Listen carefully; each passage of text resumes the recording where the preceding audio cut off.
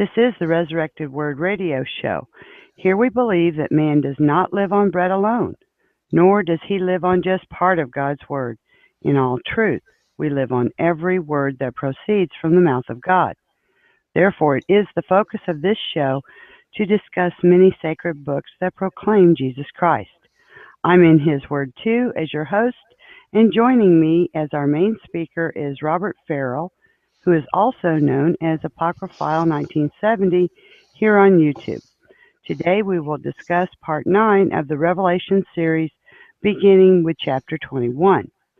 We both apologize for the extended pause since our last edition. Each of us are still adjusting to new challenges within work and family circumstances. We thank you for your patience and pray that this section blesses you as much as we have been blessed in our studies of it. Hey, Brother Robert, we are so near the end of this series. Yeah, it's great. It seems like only last year we did the last one here. Right. Okay. That's right. Okay. Well, I think that this is going to be kind of an exciting section. I think we're prepared for one chapter here, so we're going to cover probably just the next to the last chapter here, chapter 21. Continuing basically with where we left off last time. I know back in chapter 20, we were looking at the books being opened, that this was the great white throne judgment, and the whole face of the heaven and earth had fled away, and there was no place for them. And this is largely because, and we had discussed this, about the concept of the heaven, the heavenly meaning, the heavenly level understanding, and the earth, the earthly level meaning, the earthly level understanding. And of course, anybody I think who's followed us for any time at all knows that the Bible, of course, is written on two levels, and that the earthly meaning is a vessel in which the heavenly meaning is couched. Paul talks about this, that we hold these treasures in earthen vessels, meaning that when you're speaking in earthly terms, earthly terminology carries latent within it the heavenly level meaning.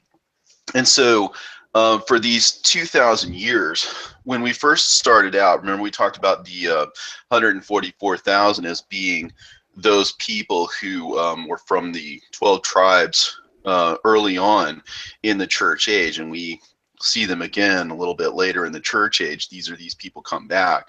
But what it amounts to is that early on in the church age, it was known what this heavenly language was. And the powers that then were, this was the big struggle in the church. This was the great falling away. It happened early. It happened quickly. These are symbolized by Judas, right? Like even when Jesus says to Judas, what you do thou quickly, right? So as to make sure that there aren't any vestiges of this teaching throughout our Christian heritage, other than the fact that they lie latent within the scriptures to be revealed by the Spirit on that last day. And of course, as we've said so many times before in this series, that the last day is that a day is as 1,000 years, and 1,000 years are as a day.